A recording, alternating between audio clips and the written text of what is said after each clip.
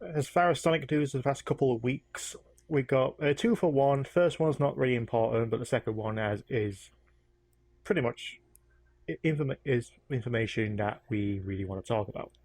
Firstly, is there's going to be another appearance at the South by Southwest panel, it, which will include Aaron Webber, Mike Pollock, Roger Craig Smith, and Takeshi Iizuka. Essentially, the same as last year. Going to talk about stuff and reveal some stuff. Hopefully, this year we actually get more information. Hopefully, a bit more extended trailer, maybe a gameplay. Hopefully, some screenshots. I'm guessing really because they've been doing this for a little bit now, like doing these little conventions to really reveal more stuff about their upcoming projects. I think this is more likely what to expect really when we want to hear big news announcements about Sonic. Yeah, far as we understand about the South by Southwest or SXSW, and Web, obviously the attendees, the panel will come on March 16th between 5 and 6 Central Time or 11 p.m. to 12 a.m. UK time. So at least you don't have to stay up too late. Yeah. The name of the panel is called "Gotta Go Fast," the official panel of Sonic the Hedgehog. Honestly, Yeah. what else could you call it? Yeah, what other meme we're going to use to name this con? You can't call it Blue Blur since I'm going to fucking complain about that. I'll be right arguing with them. Blue. It doesn't matter.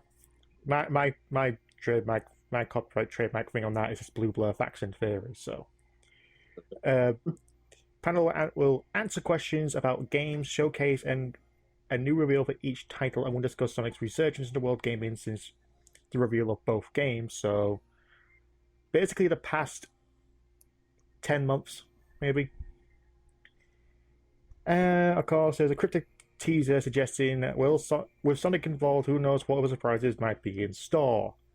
This could be, maybe news about the movie, maybe more about Boom. Maybe Boom might get a third series announcement, or maybe another cameo in something else. Who knows?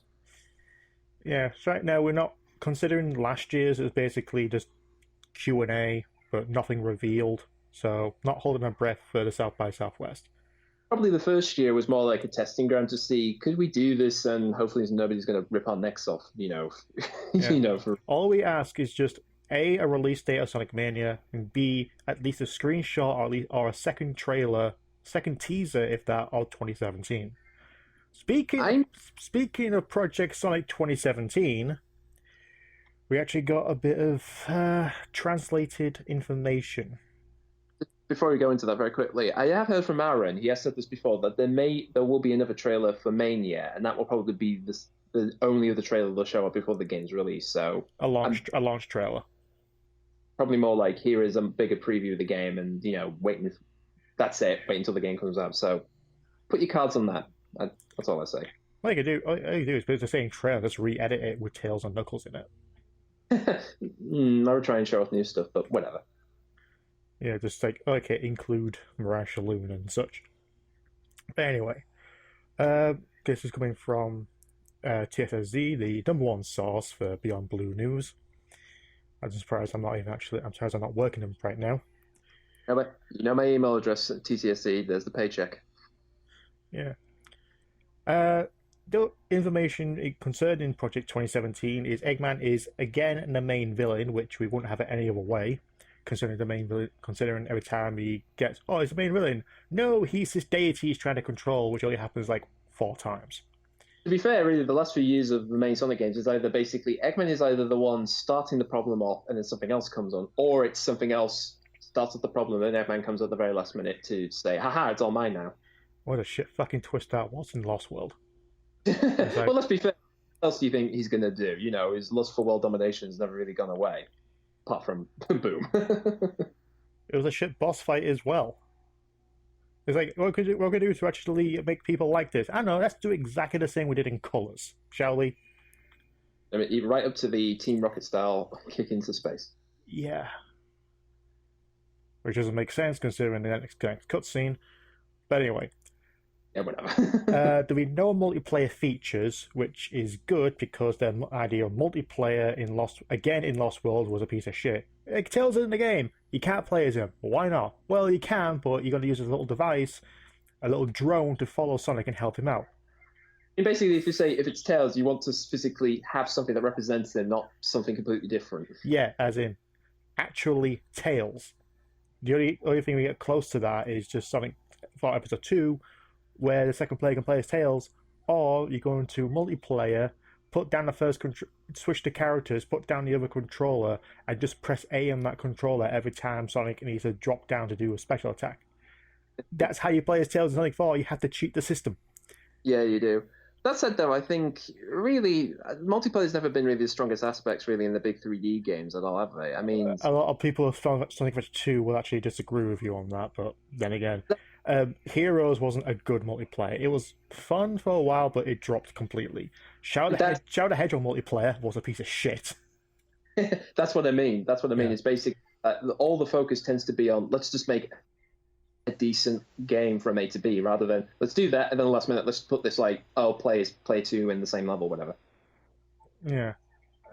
06, I didn't really play multiplayer on that one. Secret Rings and Black Knight were essentially just minigame compilations, but you know what? At least that is multiplayer. No, I was like, I don't think they really want to do multiplayer. I mean, in Generations, they decided, well, if we're going to use the characters, let's use them in unique sort of gameplay motifs, really, rather than saying, let's just do a silly thing type deal. Sonic Colors had the Game Land, which makes sense, but at the same time, it's like, I don't know, unless you do a split screen, it's not going to work.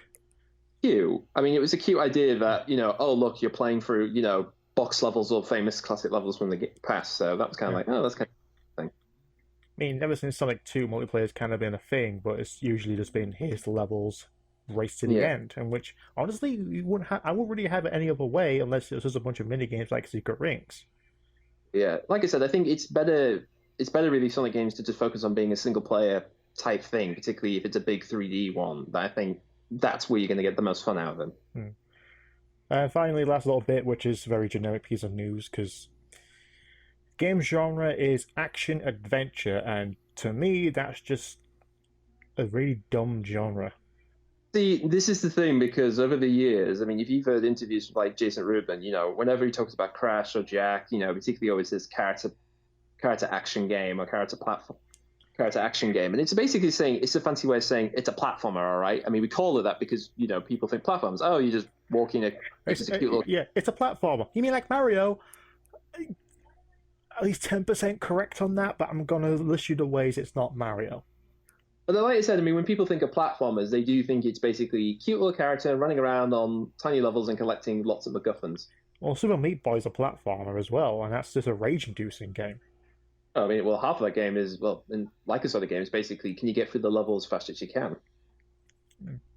It's just the genre of action-adventure just basically means it's one of many things we just put into this very jack-of-all-trades, master of none category.